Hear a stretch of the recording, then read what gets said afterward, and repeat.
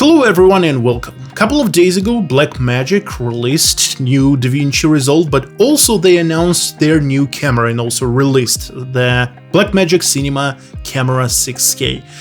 I haven't been thinking about upgrading to a new camera, I haven't been thinking about dropping my current camera and buying a new one, but I heard some of the specs of this camera and I immediately thought to myself, well, maybe it would be great to upgrade to this camera. But then, after researching, after seeing all of the specs of this camera, I have come to the conclusion that it would be a total waste of time and a total waste of your resources, money, and it's not worth upgrading at all. And why, we're gonna see today. Let's open blackmagicdesign.com and go to the specs of this camera. The first spec that we are presented with is the price, $2,500, the same price as for Blackmagic Camera 6K Pro that was released maybe a couple of years ago, I don't really remember. Anyways, the first thing that is new is the sensor. Now it is a full frame sensor, which is a big deal to many people. Let's talk about the difference between full frame sensor and a crop sensor, whether it is a Super 35 or APS-C, what is the difference,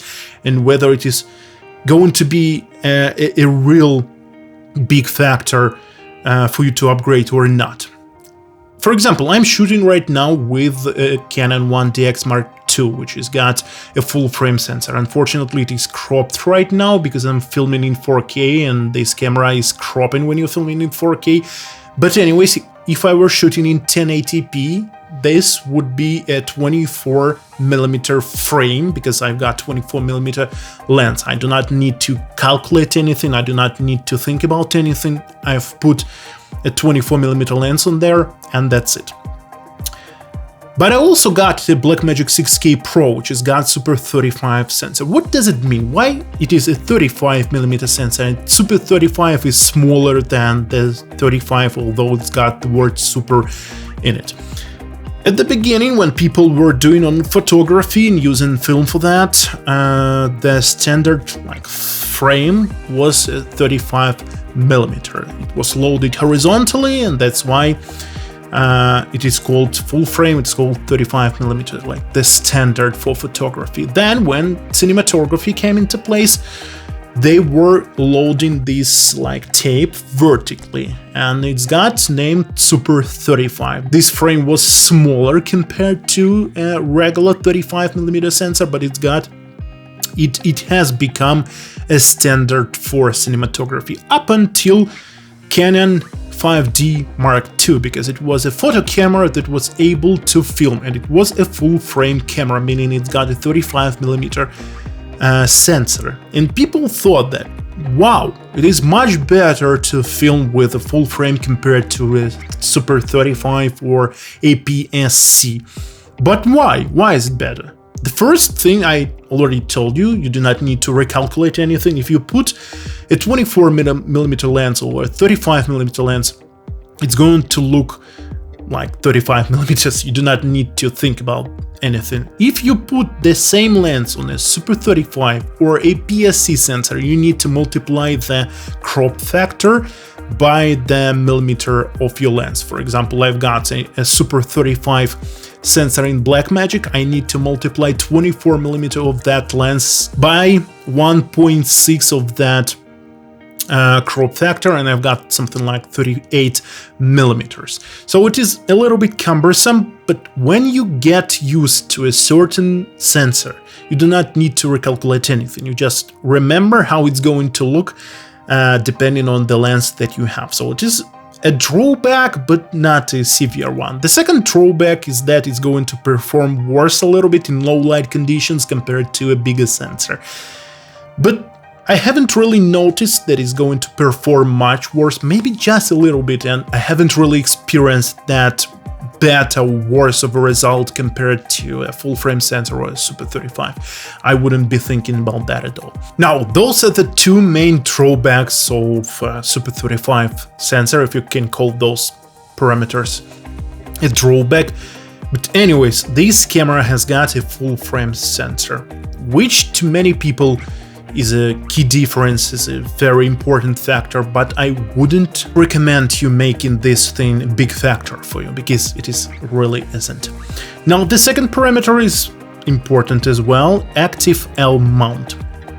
You see, for the past cameras, Blackmagic 6K and 6K Pro, they all got EF mount. It is a Canon mount and you've got a lot of lenses with that mount, but when I tried to purchase some anamorphic lenses, I came across the inability to do that, because all the cheap anamorphic lenses, they were designed for L mounts, for different mounts, but except for EF mount, because it is, well, maybe it is outdated, because there is an EF-M. It is a mount for mirrorless cameras from Canon, and it is a newer mount, and it is a more popular one, probably because I couldn't find an anamorphic lens for EF mount. That's why this mount is eventually going to go away. So it is an obvious thing that they're going to switch to a new mount, and you can purchase a variety of lenses, a bigger variety of lenses compared to an EF mount, because it is easy to get yourself a converter that is going to convert your mount to an EF mount, for example, L mount to EF mount, but it is impossible to buy a converter that is going to convert EF mount to L mount. That is because of the distance from the lens to the sensor. It is impossible to convert that. So it is a good thing that they got that. Now 13 stops previously in both of those cameras, in 6K, 6K Pro, they also got 13 stops as well. Dual native ISO, the same thing. Now shooting resolutions, they actually downgraded a little bit here, because my Blackmagic 6K Pro has got 2.8K in 120 FPS, and this camera has got only Full HD in 120 FPS. But it's not a big deal, and well, maybe for some people it is. It is not a thing that you're going to boast about, because most modern cameras are able to shoot 4K in 120, and this camera is able to shoot 1080, which almost nobody uses anymore. Now, another difference is they are going to have a different card, CF Express instead of CFast or CF, and for those people who already purchased CF or CFast collection of cards, it's going to be a drawback, because you need to purchase a different type of card, which is not cheap at all. Now, let's talk about Codex. As you can see, we've got only RAW, and we haven't got here a ProRes. To me, it is not a real issue, it is not a real drawback, because I almost never use ProRes. I typically use RAW. But I know that to some people it is a drawback, and a severe one. And it is going to create proxies in H.264 in 920 by 1080 8-bit. Hi everyone again, I'm from the future. I was editing this video, not from the future, from your point of view, from this point of view. Anyways, I was editing the video and I noticed that I misunderstood some aspect of this camera. For example, this camera creates proxy files H.264. For some reason, I thought about backup files. If something goes wrong with the main files, then you can use those backup files. This is how my brain processed this information for some reason. But the information about this camera says that it is proxy files. When you're importing your footage into DaVinci Resolve, and it is kind of difficult for your computer to handle, because those are 6K RAW files and not every computer can handle them smoothly, you're gonna need to create proxy files inside of DaVinci Resolve for your machine to work smoothly. So this camera is going to do that for you automatically, without you wasting your time and your resources of your computer to wait and to create those proxy files. It's going to create it automatically along with the filming process that you're gonna do.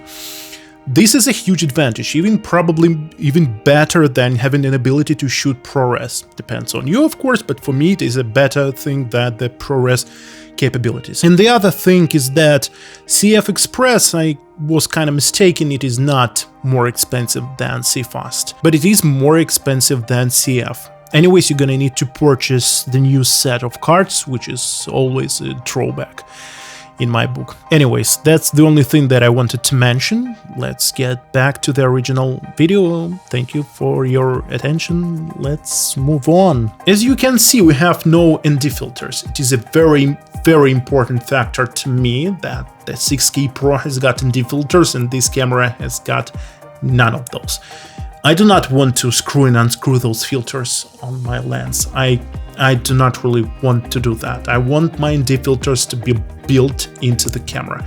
And that's why I'm never going to switch to a different camera of Blackmagic design if it's not going to get an ND filters. That's why I think we need to compare this camera to the old 6K, not to 6K Pro. And compared to that camera, yes, it is a more superior because it's got a more versatile L mount and a better, maybe for some people, a better sensor, a full frame sensor. Yeah, if you're planning on purchasing a 6K, a regular 6K, maybe it is a better one, but the price is bigger, the price is the same as the 6K Pro. And at this point, I recommend you purchasing the 6K Pro because it's got built-in ND filters, it's got ProRes capabilities, and the price is absolutely the same. Maybe in a year, in a couple of years, they're going to release the camera with a full frame, with L mount, and with built-in ND filters. But until that happens, I'm going to stay with my 6K Pro, and the same thing I'm going to recommend to you. If you haven't purchased any camera from Blackmagic up to this point and you're thinking about that, I would recommend purchasing 6K Pro rather than this, and the prices are going to be absolutely the same, but the 6K Pro has got an upper hand of this camera because of built-in ND filters and ProRes capabilities and yada yada and all of that stuff I was talking about. So anyways, it is your decision to make. I only spoke my thoughts. Anyways, thank you for watching. I'll see you in the next one. Haven't seen you for a very long time. I've been absent.